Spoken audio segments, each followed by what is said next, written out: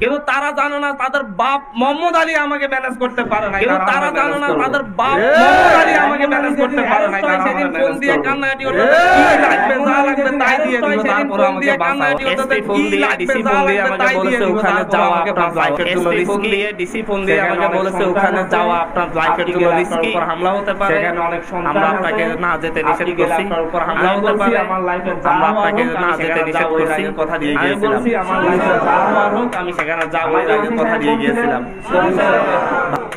এই প্রথমবারের মতন রাজনীতির মাঠটা যে কত বাঁকাতেরা কিছু অংশে টের পেয়েছে হান্নান মাসুদ। গতকালকে তিনি ব্যাপক মার খেয়েছেন বিএনপি নেতাকর্মীদের হাতে। মার খাওয়ার পর আমরা দেখলাম ওনার কপালে একটা এরকম বড় মোটামুটি ডিমের মতন একটা বৃত্তাকার সার্কেল তৈরি হয়েছে। আর প্রাথমিক ট্রিটমেন্ট শেষে আবারও রাজপথে তিনি বসেছেন, মাথায় নিয়েছেন ব্যান্ডেজ, চারদিকে গণমাধ্যমের ক্যামেরা, মোবাইলে চলছে ভিডিও ধারণ, ঢাকায় চলছে বিক্ষোভ, জায়গায় জায়গায় চলছে প্রতিবাদ। ইভেন সামান্তা শারমিন তো বইলেই ফেললেন হান্নান মাসুদের উপর এই হামলা জুলাই অভ্যুত্থানের স্পিরিটকে নাকি হামলা করা। কেন ভাই? হান্নান মাসুদকে জুলাই স্পিরিট? নো, এই যে আবেগিত বক্তব্য। আবার হান্নান মাসুদের এই ঘটনায় বিএনপির বেশ কিছু পেজ থেকে আরও কয়েকটা ফুটেজ শেয়ার করা হয়েছে। ফুটেজগুলার মূলত ভূমিকা কি, যে ওই মাজারবাড়ি এলাকার যেখানে মানে তিনি বক্তব্য দিচ্ছিলেন তার বক্তব্যে কিছুটা উস্কানি ছিল।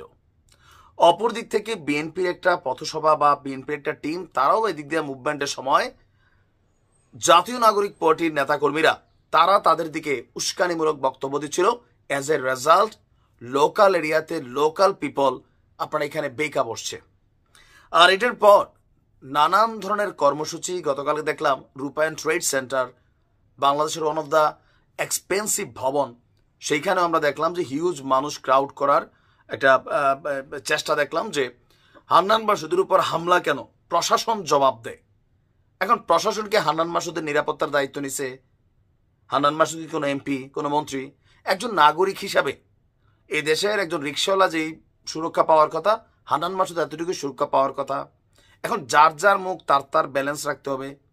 বিভিন্ন জায়গায় পলিটিক্যালি আগামী দিনে রাষ্ট্র ক্ষমতায় যাওয়াকে কেন্দ্র করে হাসনাত আব্দুল্লাহ বলেন, সার্জিস বলেন বা আরও যারা আছেন তাদের এই দলের টিমটা, তাদের ম্যাক্সিমাম কথা এখন ক্ষমতার দৌড়ে এগিয়ে থাকা বিএনপিকে টার্গেট করে। মানে বিএনপি এটা, বিএনপি সেটা, বিএনপি এটা, বিএনপি বক্কর, বিএনপি লুটেরা, চাঁদাবাজ। তো এখন তো জাতীয় নাগরিক পার্টি তো আমরা দেখছি চাঁদাবাজের জন্ম তৈরি হয়ে গেছে। হয়েছে কিনা? আমরা নিউজগুলো দিচ্ছি কিনা? তাহলে আপনি যখন আরেকজনের উপর থুতু ফেলবেন আপনার জায়গাটা পরিষ্কার আছে তো? এখন গতকালকের এই ঘটনার পর সারা বাংলাদেশ জুড়ে আলোচনা সমালোচনা আছে। এমনকি যারা এই ঘটনা ঘটিয়েছে তারা হয়তো খুব দ্রুত গ্রেপ্তারও হয়ে যাবে। আবার এক সমন্বয়ক গ্রেপ্তারের পর 8 ঘন্টার মধ্যে তার জামিনও হয়ে যায়। এই যে আইনের ব্যত্যয়, আমরা যে আইনের সুশাসন বলছি, এই আইনের সুশাসনের একটা শাসন আমরা দেখছি, যারা ক্ষমতায় অতীতেও দেখছি তাদের যে কোনো কিছু বিদ্যুৎ গতিতে হয়, আর যারা ক্ষমতার বাহিরে থাকে তাদের জিনিসগুলা আমসুরি, লতাসুরি, ফাতাসুরি করেও নামে নামে মিললেও জেল খাটতে হয় বছরের পর বছর। হান্নান মাসুদের উপর যেই ঘটনা ঘটেছে আমরা সেটা নিন্দা জানাই, তবে তাদেরকেও তাদের মুখটা ব্যালেন্স রাখতে হবে। মানে অতি বাড়াবাড়ি করলে ভাই লোকাল পিপল, লোকাল এরিয়া, সেখানে এগুলা ঘটবে। আপনি যখন কথা বলছেন অন্যকে সম্মান দিয়ে বলতে হবে, শ্রদ্ধা রেখে বলতে হবে। নয়তো রাজনীতির মধ্যে আপনি আপনার বাবার থেকে বড় যিনি বয়সে মরহুম নেতা, ওনাদেরকে নিয়ে আপনি যে ভাষায় কথা বলেন, তা আপনি রানিং ভাই লোকাল এরিয়ার পিপল। 3 দিন আগে আপনি ছিলেন হান্নান, চপ্পল পায়ে হাঁটতেন, আজকে 20 টাকার গাড়ি চড়েন, শত শত তরুণ তৈরি হয়, সার্জিস 200 গাড়ি নিয়ে শোডাউন করে। তো এগুলা দেখে তো মানুষ ভাই লোকালি, আপনি যখন রাজনীতির মাঠে গেছেন, এখন আপনি জুলাই স্পিরিট তো না। আপনারা জুলাই স্পিরিট কেন, আপনি কি মানে জুলাই স্পিরিট এখানে করতে গেছেন? আপনি গেছেন আপনার রাজনৈতিক প্রচার প্রচারণা করতে। তো রাজনীতির মাঠে রাজনৈতিক দল দ্বারা আপনি আক্রান্ত হবেন, এটাই তো বাংলাদেশের ইতিহাস। মাইর খাবেন, মরবেন, অন্যকে মারবেন, কিন্তু টান দিয়াই না জুলাই আগস্ট অভ্যুত্থানের উপরে নাকি হামলা হয়েছে। এই যে ভাওতাবাজি কথাবার্তা, এগুলো বন্ধ করেন।